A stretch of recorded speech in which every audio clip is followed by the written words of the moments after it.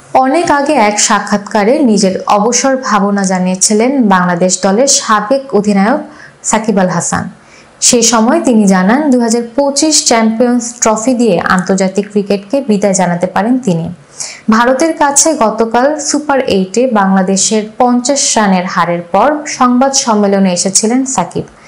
তাকে কাছে পেয়ে প্রশ্নটি করে ফেলেন সাংবাদিকেরা, এটাই কি আপনার ক্যারিয়ারের শেষ টি-20 বিশ্বকাপ?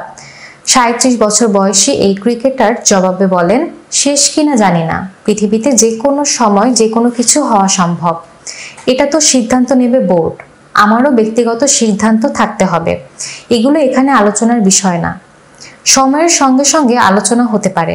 বলেছিলাম তখন পর্যন্ত চিন্তা পরিবর্তন হতেই পারে, এগুলো নিয়ে আমি চিন্তিত না। দলের প্রয়োজন হলে এই সংস্করণে খেলা চালিয়ে যেতে চান বলেও মন্তব্য করেন। সামনে অনেক বিরতি আছে, নিজের ওপর মনোযোগ দেওয়া যাবে।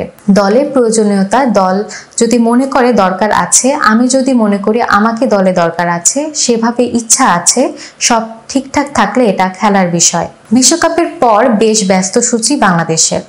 জুলাই আগস্টে আফগানিস্তানের বিপক্ষে 3টি করে ওয়ানডে ও টি-20, এরপর আগস্টে পাকিস্তানের বিপক্ষে 2টি টেস্ট, সেপ্টেম্বর অক্টোবরে ভারতের বিপক্ষে 2টি টেস্ট ও 3টি টি-20 খেলবে টাইগাররা, সবগুলো দেশের বাইরে। সাকিব টেস্ট সিরিজগুলোকে বেশি প্রাধান্য দেবেন। এখন টেস্ট বেশি খেলা হবে, স্বাভাবিকভাবে দৃষ্টি ওদিকেই চলে যাবে।